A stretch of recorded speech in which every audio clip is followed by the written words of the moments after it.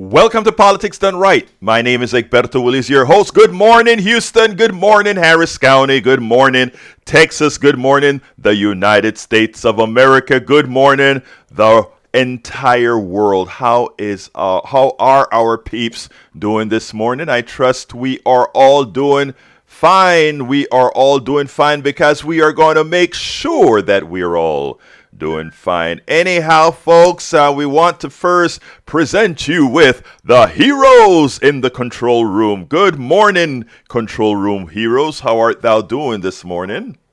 Well, we are still doing battle with AT&T at this particular time, so we're not doing so good just yet, but I do see victory today. I love to hear the word victory. Victory today. We're going to have victory today. But you know what is great? What is great is you still have us on air at the same time that you're fighting the battles. It speaks of what? The genius that I've spoken about day after day. I wish you would tell me what genius means, because I don't know. I have no idea. Well, genius, my brother, is being able... Hey, guess what? Guess what, Jack? Genius is being able, whatever the situation is, to make it happen. Those are the real geniuses in the world, not the ones that others try to classify otherwise. Anyway, what's the word of the day? I think Jack has some wisdom for us today. Jack, what's your wisdom, sir? It's always, it's not the answers you get, it's the questions you ask. Is attainment of wealth the motive of life? Is profit why we do things? What would make us great would be to find a more altruistic reason to motivate us to greatness. Cast off greed and power over people. Embrace service to humanity. We can have a bright future, but we must confront the forces trying to enslave us. Fascism. Me gusta eso. I love that. Who is that? Is that your words, sir? Yes, that's Jack Running Fox. All right, Jack. Hey, Jack, I love it, Jack. I love it. I love it. I love it. And you know what I like about that? And that's a question that we have to ask for real, sir. Do we really just do things for profits, or we do things because we're just human and good things to be? I mean, that's a good thought. If we're just doing things for profit, ouch, what's there? Anyway. Hey, you put on my thinking cap. Yeah, go ahead, Jack. We got ourselves to where we just, we believe in the dollar and anything else, and that's what I'm seeing, and that's why I write this stuff. Yeah. I'm a humanist, and I know. Yes, exactly. I love that, Jack. I love that. That, as you're reading that put some little thinking thoughts into my thinking thoughts. Anyway, thank you, my brother. Anyway, folks, we are going to have a great program for you today. Vamos a comenzar we are going to start by saying, welcome aboard, Melanie Keelan from Barcelona, Spain, right here, first thing in the morning. Thank you so kindly for being here. Folks, remember you can give us a call at 713-526-5738. Extension number 2 to be on air, 713-526-5738. Please, I ask thee, please call early so that we don't have to rush at the end. But yet, I do know that many of you are just getting, as my daughter would say, the crocodiles out of your eyes, because after all, they've thrown me at a very early time to start this program. 713-526-5738.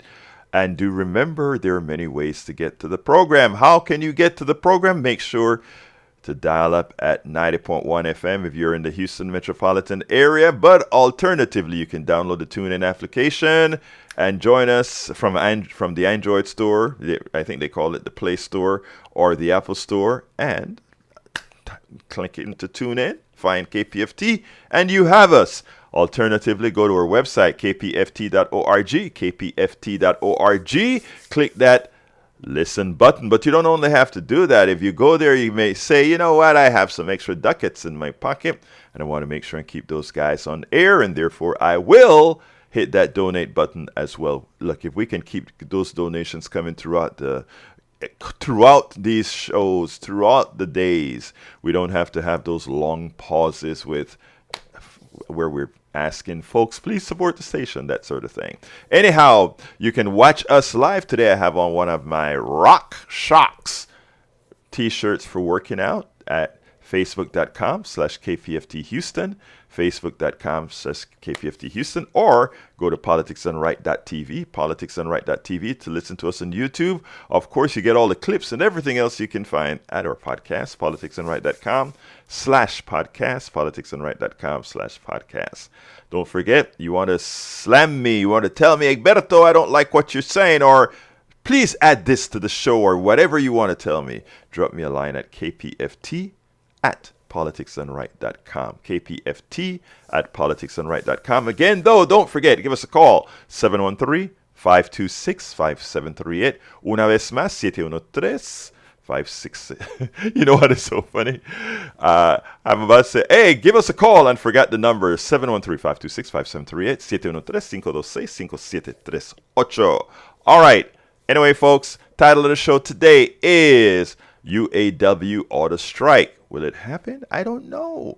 Non-religious communities will Easton on Netroots Nation volunteering. Don't know if I'm going to get to all of it, but you know what to do. If I don't get all to it, you can still get it at politicsdoneright.com/newsletter. politicsdoneright.com/newsletter. The UAW may bring on a strike because, well, you know what? I think I'm going to take on that subject first and see where it goes. 713-526-5738. Well, it turns out that the UAW rejected a contract that was just offered. They called it insulting, the counteroffer put forth by General Motors. Insulting. The leader of the United Auto Workers on Thursday rejected General Motors' contract counteroffer as insulting and reminded the company that is running out of time to avert a strike. After refusing to bargain in good faith for the past 6 weeks, only after having federal labor board charges filed against them, GM has come to the table with an insulting proposal that doesn't come close to an equitable agreement for auto workers, UAW President Shawn Fain said in response to the counterproposal, which the company made public after meeting with union negotiators. Remember this, people. Remember this. This is one of the companies that the United States government, we the people of America, bailed out during the 2008 pandemic when they were about to fall on their faces, right? They loved us then. GM either doesn't care or isn't listening when we say we need economic justice at GM by 11:59 p.m. on September 14th, Fain added. The clock is ticking. Stop wasting our members' time. Tick tock. GM's offer include a 10% increase in wages for most employees, well short of UAW's call for a 46% wage boost. That may sound like a lot, but we're going to get into that in a little bit. If the UAW proposed raise was implemented across the entire U.S. auto manufacturing sector, Bloomberg's Justin Fox noted Thursday it would bring real hourly wages back to what again? Okay, let's hear this. This is what I want you to hear. If they pay the workers what they're asking for, that 46% raise, which isn't what they deserve, but which is less than they deserve, they would be back to 5% less than where they were in mid-2003. When we talk about workers falling behind, when we talk about not having a minimum wage that has gone up in decades, over a decade, I believe, when we talk about that, people sit back and like, well, you know, people don't work for minimum wages. Yes, they do. There's still a lot of jobs that only pay minimum wage because that's all they have to pay. So for those that are always on the singing glory, glory, hallelujah, defending the corporations, please don't buy into the rhetoric or buy into what these guys are doing. And remember, your interest, the interest of the average American, the interest of the employee is never what's important to the corporatocracy. A smile, they may give you a smile, they may tell you nice things, they give you all of this, but the bottom line is that they have forgotten that the employee is also a stakeholder for this whole thing to work.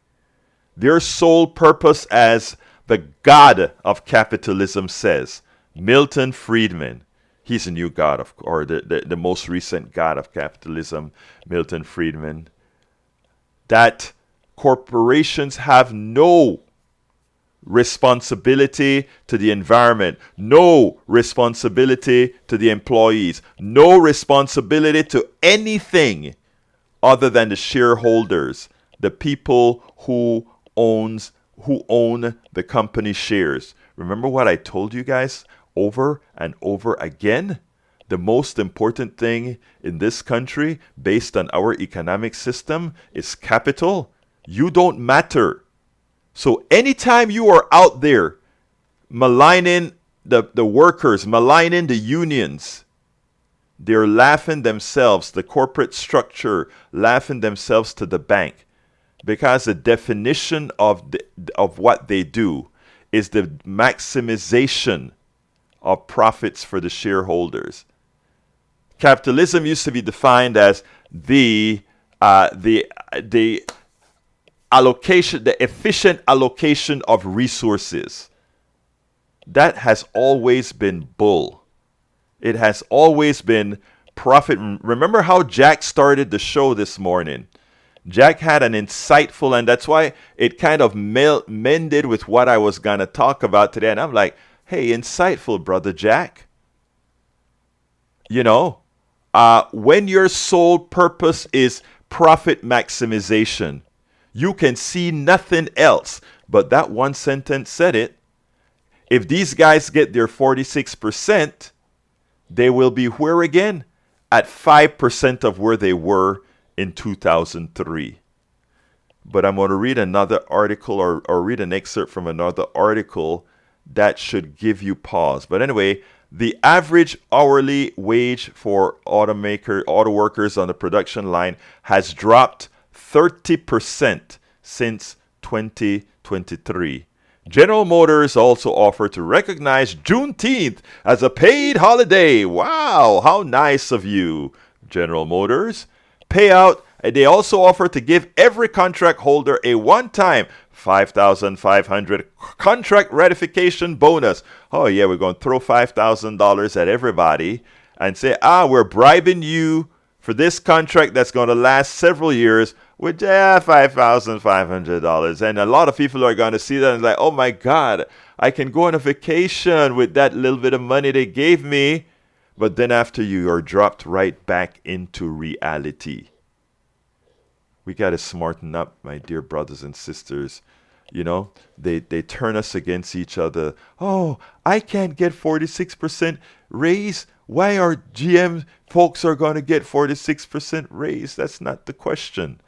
The question is always going to be, stop being a crab in a barrel. If you see some people on the ascent, don't try to pull them down. Give them some more rope so that they can throw it down and then pull you up.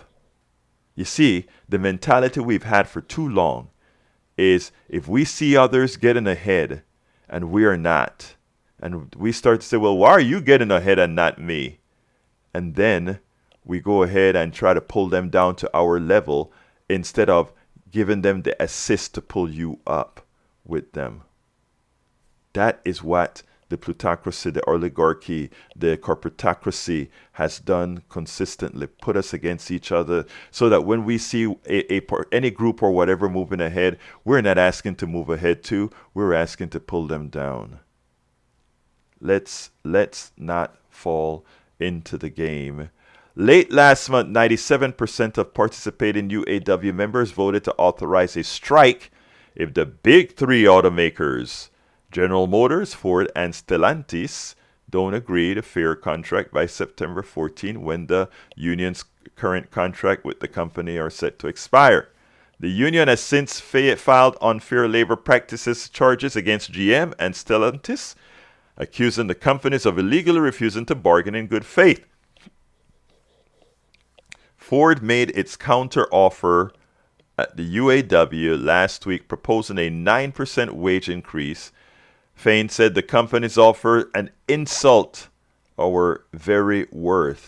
Stellantis, which is headquartered in the Netherlands, is expected to put forth its counteroffer to the UAW before the end of the week. As Luis Feliz Leon wrote in the American Prospect on Thursday, Stellantis is using its U.S. plants as bargaining chips in high-stakes negotiations with the union. Yes, but I want to go at the core. I want to go at the core of this. I want to go at a special core, because there's this thing that when I read, I couldn't believe it. I want you to hear this statement. What angers me is to hear the corporations talk about how workers being treated fairly is going to drive up the cost of vehicles. In the last 4 years, the cost of vehicles went up 30%. I want you guys to listen to this well, folks. The cost of vehicles went up by 30%. Okay? Remember what they did after the pandemic. It went up 30%, not because these people's cost went up, but because they could. The vehicles went up by 30%. The wages of the average worker went up by 6%.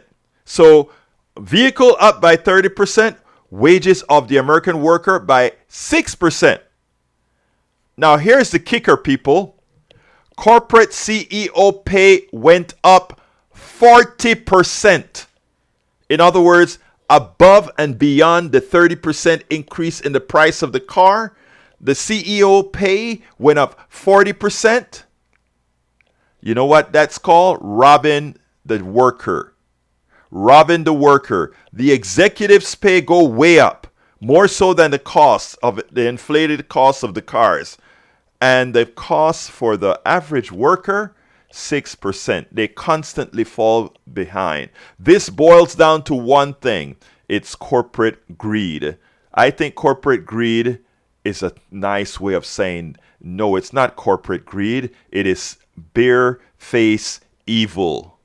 We need to call it what it is, evil. And this has been happening to the average American worker over and over and over again. And it has been happening to the American worker because we have allowed it. We have been making excuses for corporate America for a long time. We have been trying. Anytime somebody wants something to give to the average American worker, to the average American citizens, they put out ads and all of that, and they convince a few people to say socialism, socialism, socialism. And they use all these things, or they use race, race, race, or they use all these things to keep people fighting among each other as they clean up and take themselves to the bank on your back.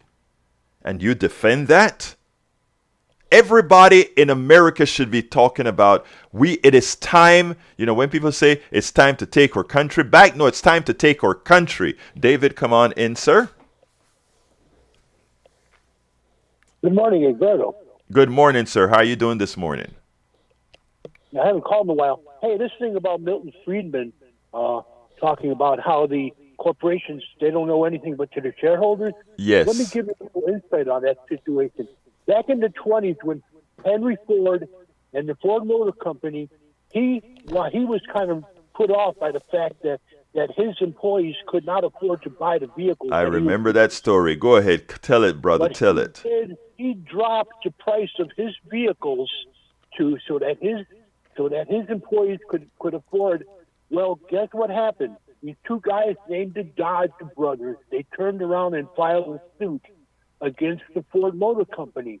The the Dodge Brothers suit basically said that as a fiduciary to the shareholder, the Ford Motor Company was obligated to maximize shareholder profits. And they took the case all the way to the Supreme Court, and the Supreme Court decided in favor of the Dodge Brothers. So when Milton Friedman makes the statement about the corporation only being obligated to the shareholder, he has somewhat of a legal foundation for that. And there's a woman, her name is Lynn Stout. She wrote a book called the Shareholder Value Myth. And now I don't know if all corporations have this sort of fiduciary responsibility to the shareholders, but if the corporation has some kind of contractual obligation to the shareholder, then there is a fiduciary responsibility there. No, And that is a definition of capitalism, sir. So they're correct when they say the fiduciary responsibility to the shareholder. That is true. That is what the corporation is, right? Now their stakeholders. I mean, you could sort of finagle a way to say that, well, the fiduciary responsibility is to keep an employee happy, right? You could say that an employee happy will is better in a fiduciary manner for the corporation because a happy worker will create more products, etc., etc., etc. You could say that, and you could legally go into court and argue that and say, well, the reason why we are doing this is because we think in the long run it's our fiduciary duty to the corporation. But there are certain things that humans need that it's not the most efficient. And whenever you talk about, I remember being on a panel, and on this panel we were talking about social programs and what could we do to educate kids to make sure, a whole lot of things like that we're talking about. And we had 4 people on that panel. We had a left winger like myself, you had a moderate Democrat, you had a moderate Republican, and you had a right winger. And the way the panel went is the moderate Democrat wanted to kind of hear all sides. I wanted to make sure that we took care of humanity first. In other words, we fix the cost of what it costs to live, to make a person happy, that sort of stuff. That was my first concern. And then I said we build business laws and rules around what makes people happy. That was my contention. My contention isn't fiduciary responsibility of the shareholder and any kind of that bull crap. Then, because do remember, a shareholder is simply saying, I want to put my money somewhere that I can sit down on my rear end, not do any work. Somebody else do the work, and I make a profit. My money work for me. Here's the thing, Egberto. Here's the thing about it. I'm not agreeing with Milton Friedman. I'm just saying that Friedman had the support of the Supreme Court. Oh, no. I know. I never thought, sir, that you were agreeing with that. No. I never thought that. I just wanted to expand on that. So, no, I know where your heart is. What I'm saying, however, is that by design, that is a culture that on that panel that I sat, the first thing that came out of the businessman's mouth was, but how is that going to affect business? So in effect, he's saying, how is feeding these kids going to affect my business? How is making sure these humans are happy going to affect my business? So it's business first. Many times I talk about... Go ahead, sir. I'm sorry. They're pretty short-sighted in that respect because they're always worried about the bottom line, and they're willing to put their profits ahead of everything. Right, exactly. Let me before you continue, let me point this out. I just heard Arnie Arneson's show comes on before yours. Yes, sir. He was talking about how the back in the 70s and 60s, the average disparity between CEOs and the rank and file employees is about 20 to 30 times. Now, nowadays, fast forward to 2023, here we have Jeff Bezos in 2022. His income for 2022 was $3,031 million. What's the ratio disparity of wealth between his income and the average Amazon employee. Absolutely so. Thousands. So that's the kind of insane, abominable disparity of wealth that's happening in this country right now. And it's not just Bill Bezos. This is about every corporate CEO in this country who's making that kind of disparity of wealth. And then they're telling us that we have to get on our knees and do some kind of obscene gesture to make the plutocrats happy, to make sure that they don't get pissed off at us and try to stage another Trump-like coup. Now, let me tell you, David, what I want to tell Americans is the following, right? Because this starts by making people believe that they're worth more than they're worth, right? I always used to talk about the person who sweeps the streets, the person who throws the garbage out, the importance that I have given to these people, because again, all of us make things happen in society. You know, if you think you're so important, right? Let your plumbing go down and see how important you are until you find a plumber. Let your car break down and see how important you are, whether you're an executive or whatever, until you get that mechanic. So I've learned over time to dispel the fallacies that's been put in our mind as far as the importance of people, right? Or what people's importance are. I hear it drives me crazy when people give the importance to people like Jeff Bezos, who you just mentioned, or Elon Musk as some sort of geniuses. They're not. Everything that Elon Musk... Go ahead. Let me give you a little insight on that. Are you familiar with a guy named George Ryder? He used to have a show on KPFT. Okay. His wife, Deborah Chasco, she was on the station. Yes, I know. Station board. Well, he had on his show. He talked about that the value of the rank and file employee as opposed to the CEO, and they got into a long discussion about, because he said he was on a flight one day. And there was a guy sitting next to him, and they were talking about stuff like that. And this guy, he was a member of a corporation, and he was a ranking officer. And he said something to the effect that what really makes the difference is who gets to die with the most toys. Right. And yeah. George Ryder, wow, this really.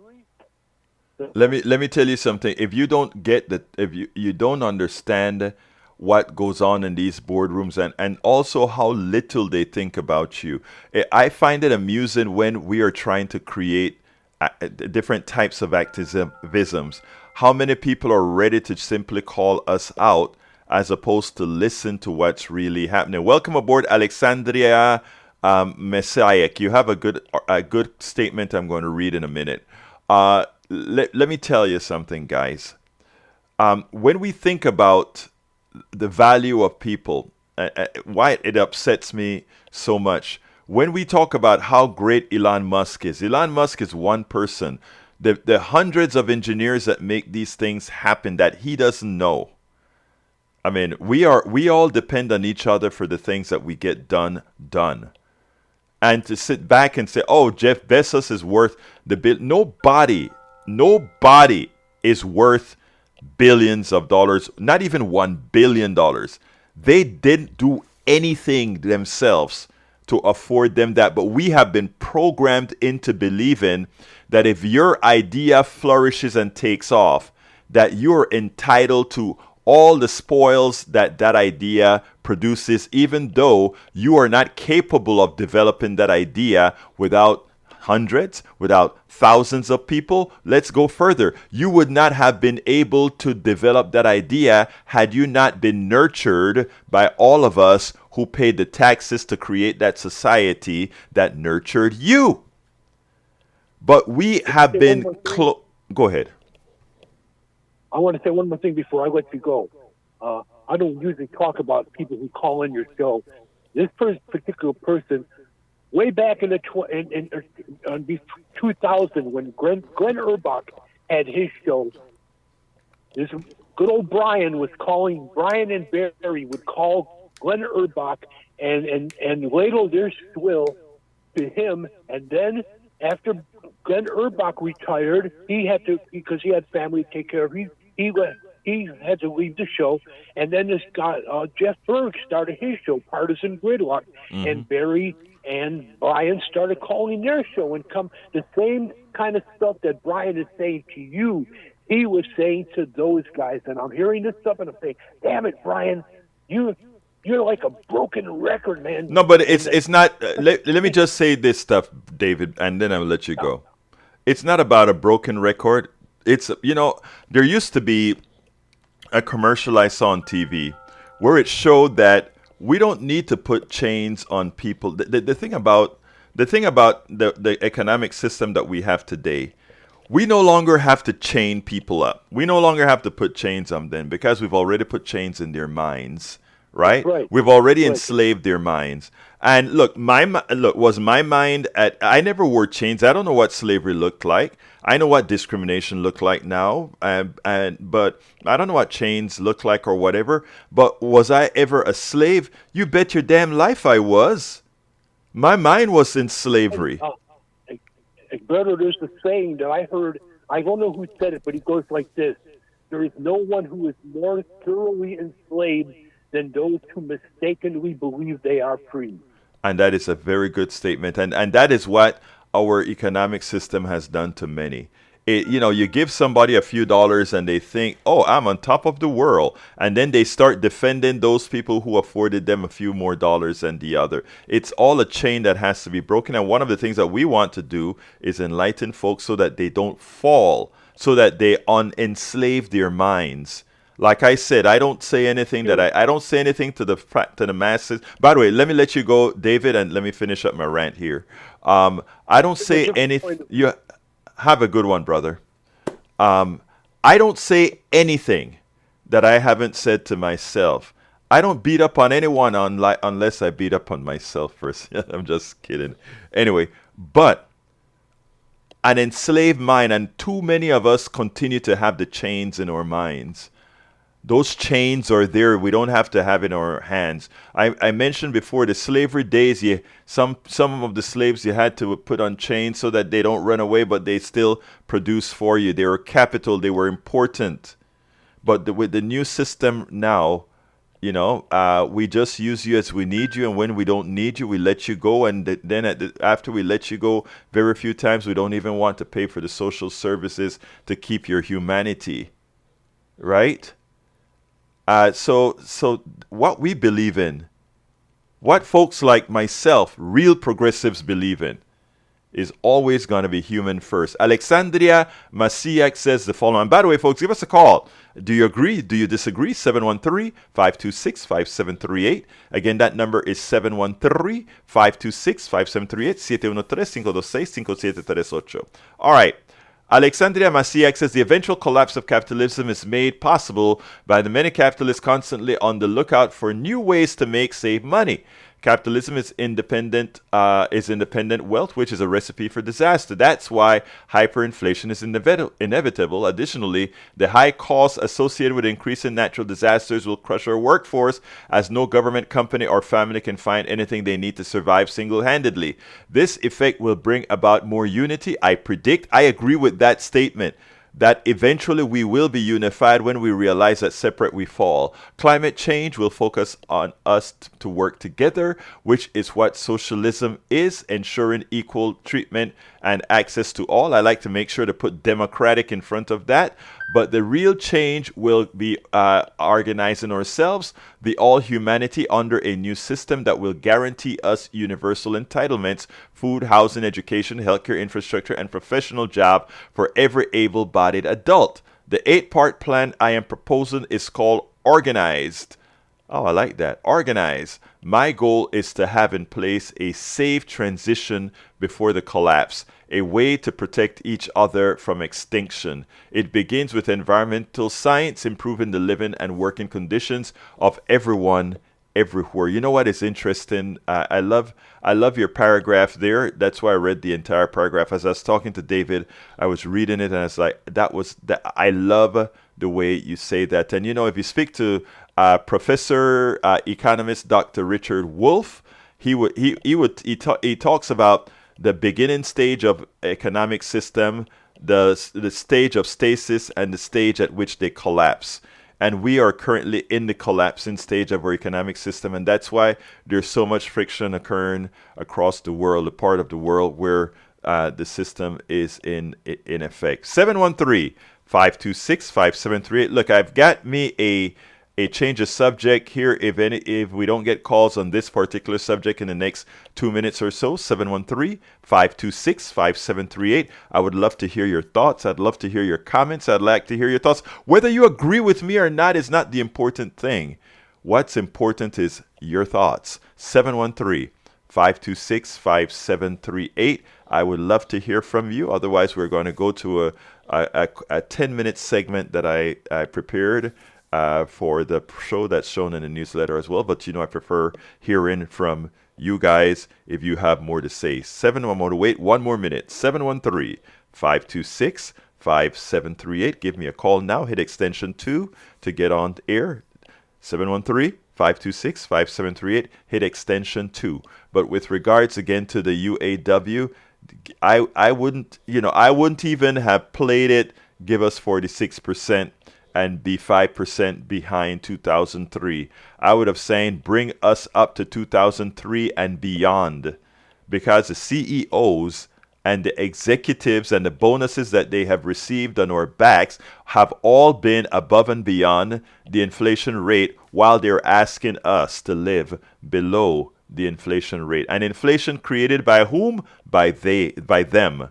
Remember, all inflation that we've had over the last several years weren't because of a supply and demand issue in the aggregate. It was not a supply and demand in the aggregate. It was because they had the ability to raise prices. I want you guys to understand that. It had nothing to do with supply and demand. The price that you're paying for gasoline right now is a farce. Look, guys like me like the higher price of gasoline because people will use less and it'll put less crap into the air. But when we talk about a supply and demand issue, when they try to create reasons why we have gasoline at the prices that we have now, it's false. We have a flood of oil if we really wanted to do it. But this is maximization. This is maximization of profits for the few. Folks, we have to wisen up and understand what they're doing. I see I've got 2 calls, so I'm going to wait for Jack to process it, and then I'll go ahead and put you on air as soon as Jack is done processing to let me know who is on air. 713-526-5738, and we can take more calls. 713-526-5738. Let's go ahead and go to Melissa. Come on in, Melissa. How are you doing this morning?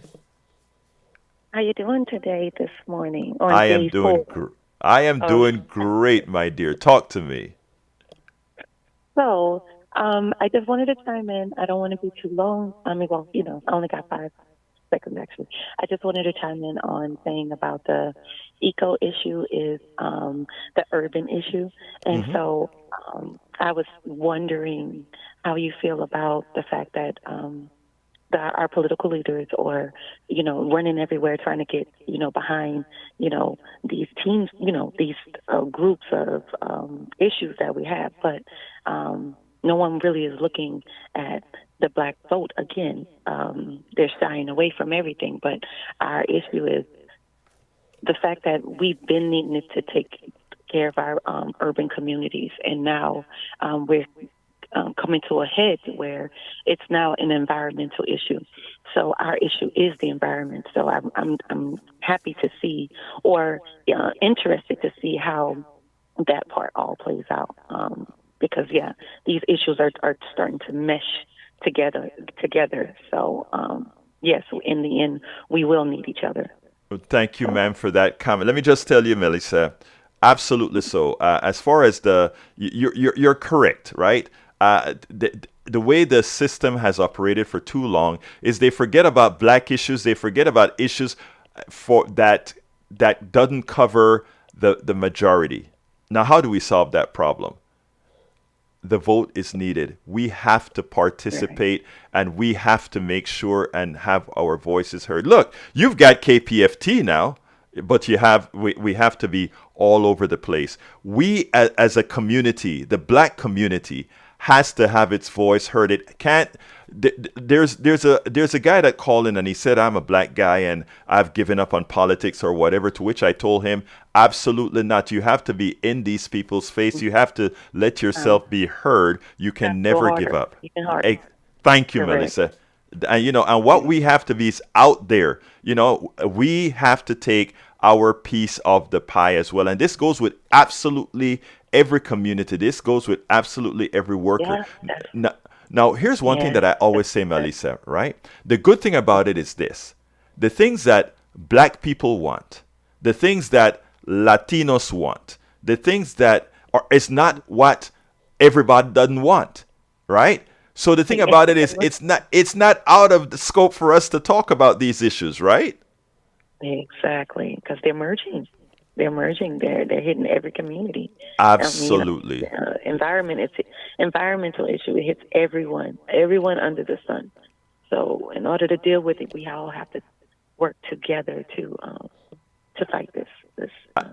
Absolutely so. So, but yes, Melissa, the mere fact that you call in made that statement, and I tell this to people who call and change whatever we're talking about or whatever, and tell them the mere fact that you're calling in and making that issue here, a lot of people hear you and they say, yes, now I will engage. Melissa has engaged. I am going to engage. So that's what it's all about. Anything else you want to say, Melissa, before we move on? Or first of all, did I answer your question as satisfactorily? Yes, you did. I just wanted to, when I heard you speaking on teams and the fact that it's not about one in the singularity anymore. It's just funny to me how we've been banging this wall, banging this bell for a long time. Exactly. And now finally coming to fold. So thank you so much for being here. Thank you so kindly for your call, Melissa. You have a wonderful rest of your day. All right, let's go ahead and bring Lane into the fold. Lane, come on in.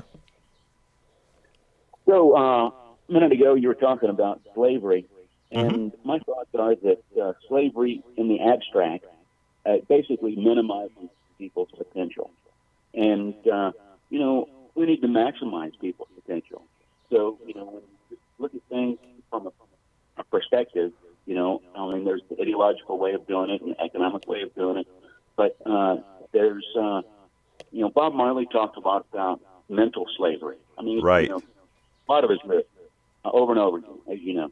And we enslave ourselves, and it starts besides the economic system and the hierarchy enslaving people, the culture, which is passed down through parents, through the children, helps to that mental slavery. And parents have a big role. And I see it all the time, and it cuts in two directions. I remember my mom, who just graduated from high school. My parents never went to college.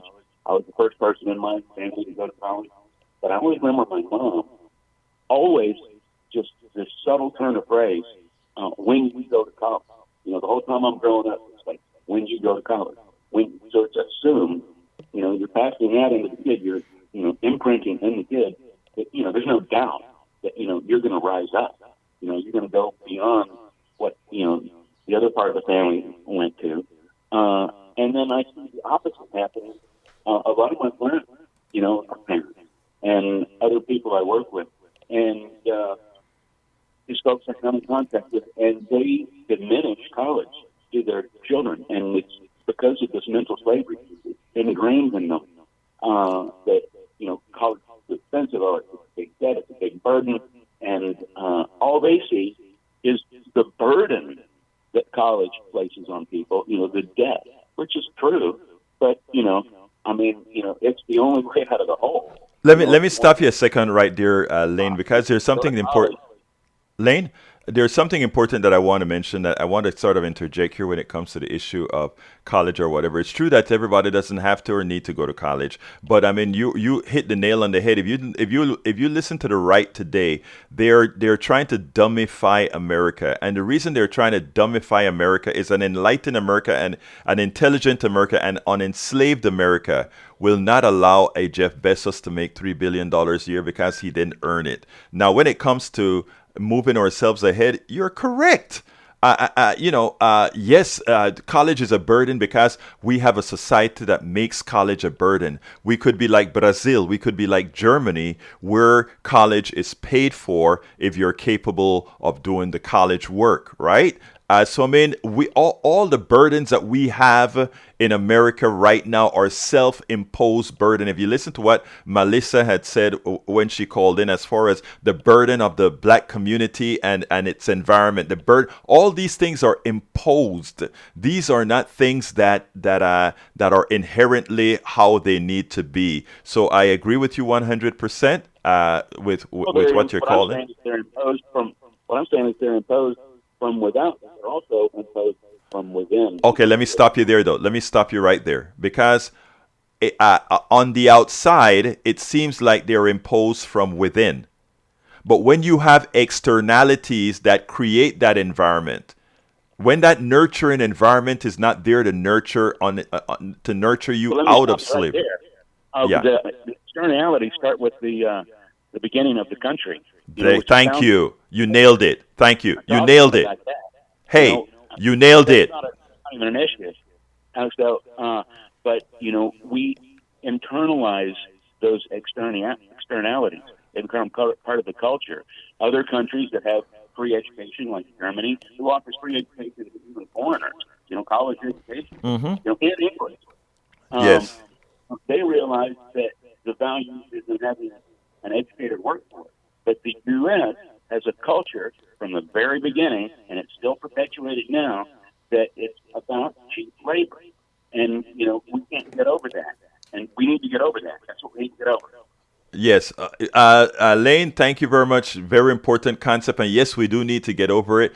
But we first have to, and I think that's why we have programs like this. When I talk about, change. It's just there you go. Need to go anywhere past Bob Marley. We don't. Well, here he goes. Let me go. You remember it? Emancipate yourself from mental slavery. None of the work can free our minds. There you go. I remember the days of slavery. Another reggae song. Yes. Yeah. Well, anyway, my brother, thank you so kindly for your call. You make a difference. You have a wonderful rest of your day, sir.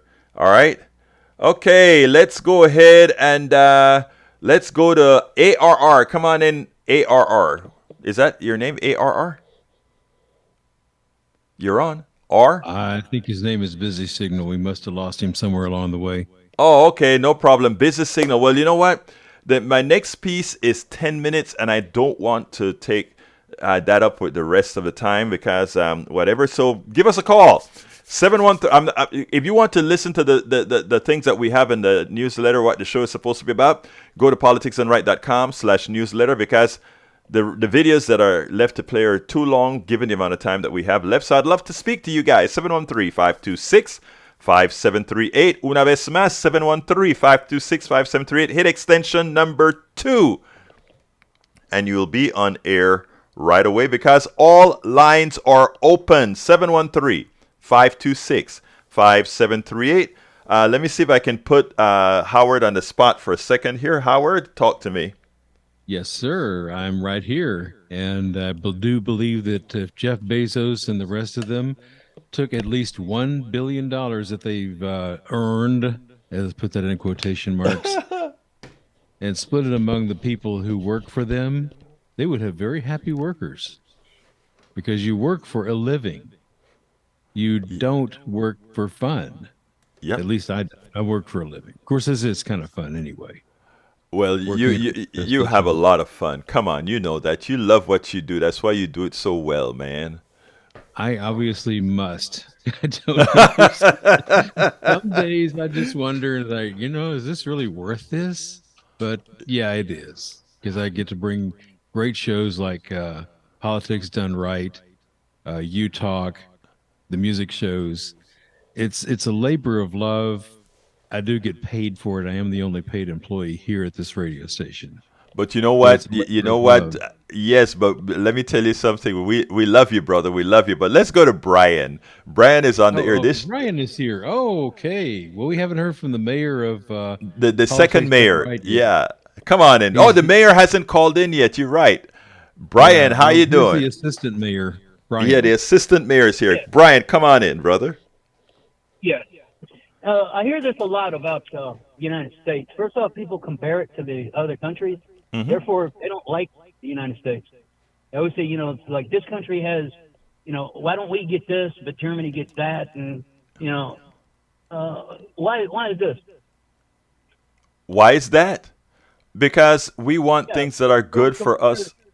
I'm sorry. Go ahead. Yeah, so you compare what you dislike, right? Why don't we Yes. get this? Yes, I agree. You don't like this country. So you can simply move to Germany. Well, no, because this is my country. This is my country. I am going to look at other things that work in. You know what is the thing about progressives and also moving forward and also growing, Brian? You can learn how to stagnate and just say this is how things are going to be. Period. This is who we are. That's one way of being. I refuse to be that way, and not even as I don't revere the founding fathers. Even the founding fathers believe that. I mean, the founding fathers, when they wrote a constitution, wrote an expandable document that could change with time. So even they, in as much as what they did in the beginning was severely lacking, even they understood that things needed to move forward. So no, my dear Brian, when I see another country doing something that has been successful and our country isn't, I am not going to move to that country. I'm going to try to make our country more successful. It's that simple, and you should feel the same way too, my brother. No. Can you name me how many countries in the world have a Bill of Rights? Let me tell you, a newer constitution does not require a Bill of Rights. And you know why? Because intrinsic to that constitution is a Bill of Rights. Remember, our Bill of Rights came about because of a flawed constitution. You see, when you don't learn critical theories about how we were founded, etc., that's how we make the mistake that you just made. Here is what you just said. How many countries have a Bill of Rights? They don't need a Bill of Rights if it's intrinsic to the Constitution. We needed one because we failed at our Constitution, and it was not going to come to fruition unless we got a Bill of Rights. So that is where, again, you have to learn these things, my brother. Continue. That's the most ridiculous statement I've ever heard. Well, I mean, you can call it ridiculous. You can go ahead and read it. You can read the Federalist Papers, and you can read everything that I just said, which will prove it true. Well, you must not have. If you don't believe, if you don't believe that the Bill of Rights came about because the Constitution didn't have that in it, then you haven't read the Federalist Papers. Then you haven't read the history of the United States. No, I know a lot about the history of the United States. It seems like, sir, my brother, I made a truthful statement. I made a truthful statement that is, sir, hold on, I made you talk. I made a truthful statement that is verifiable by our history. You can go read it if you want to. And for you to come on air on a national program and say that what I said was ridiculous when it is verifiable and provable, it speaks badly of what you're saying, sir. No. That's your interpretation. It's not it's not an interpretation. This is in black and white. If you read the Federalist Papers, the Constitution would not have passed the way it was written. We needed to have individual rights, and that's where the Bill of Rights came about. They are amendments. They are not a part of they are amendments to the Constitution, sir. Because they realized that it was not perfect, and it is not 8. Isn't that what I said? You're repeating what I said, sir. It's not. That is your interpretation. Anyway, sir, you just said what I said. They realized it wasn't, it had flaws, and they had the first 10 amendments, which became the Bill of Rights, and that's why it's there. And you just repeated that that's why it's there as well. No, I said that's your interpretation of the Okay, Constitution. Right. No, I did it's. not agree with it. I mean, My what bottom I'm. line is you compare this country to the faults that it has to other countries that does not have faults. Who said other countries don't have faults? Whoever said, my dear brother, that other countries don't have faults? Again, the way that a pragmatic person does is as following. Something good in country number A works well, let's adapt it in our country. Something works badly in our country, let's get rid of it. That is what you say. That's what you do. Say that again? We did get rid of slavery, correct? Yeah, but why did we have it in the first place? Because slavery has been here since the dawn of time. No, here's the thing, sir. You again, think the Canadians didn't take slaves? Sir, the slavery issue is something we should be ashamed of. And period. We should simply atone for it. We don't need to talk about it. Atone for it. We did something wrong. We did something evil. Our country was formed on an evil. The genocide that occurred to the natives, that was an evil. Accept it and move on. The same goes on with what we did to the Chinese over here. We did a lot of bad things for our success. Accept it. That's what we did. Now we've atoned. Let's move on. But we have to accept that we did bad things. It's not difficult, sir. But let me run to Barry. Brian, call back tomorrow. Barry, come on in. You got 30 seconds. Hey, I really don't have very much to say after that. You nailed it, brother. But that goes to show you the hypocrisy runs strong. And I guarantee that people like Ryan and all those other ones that think like that took all the stimulus money that they could possibly muster. Thank you, brother. Yeah, thank you very much for calling in, Barry. It's a pleasure having you. Keep listening, keep calling. Let me throw this back to the studio for the closeout. Go ahead, my brother Jack and my brother Howard. I think that Barry, I think that Brian must like his blood pressure getting up pretty high. He says, okay, I got low blood pressure. Let me call into Egberto and harass him. But no, he contradicted himself there when he repeated what you said. Okay, The Constitution wasn't perfect. They put in the Bill of Rights to make it perfect or pass it. So it's like, well, you just said that, didn't you? Yeah. But he's a trip, He's a trip. I love the guy, and I love that he calls in because a lot of people need the additional information that he brings so that we can actually refute it. So that was important. Thank you very much, guys. Hey, we're running over. Jack. Oh, no. Jack. Well, these corporate giants like Bezos and Musk are hitmen. They are paid dictators. All right, I got to cut you there because we're out, Jack, but thank you. We needed to hear your voice, though. My name is Egberto Willis. This is Politics Done Right, and you guys know how I end this, baby. I am what?